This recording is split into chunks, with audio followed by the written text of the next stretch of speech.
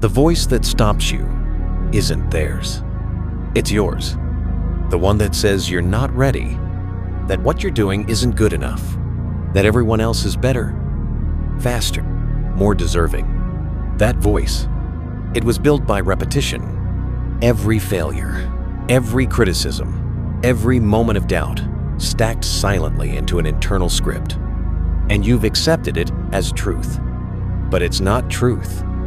It's conditioning. You were taught to doubt yourself. Now your brain is just repeating it on autopilot. A loop, not a law. Here's how you break it. Start interrupting the voice. Don't argue. Don't reason. Just act. Because action is louder than thought.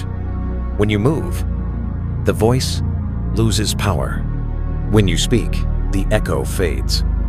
When you ship the thing you were scared to finish, the voice stutters. You don't fix the inner critic by fighting it. You fix it by drowning it in proof.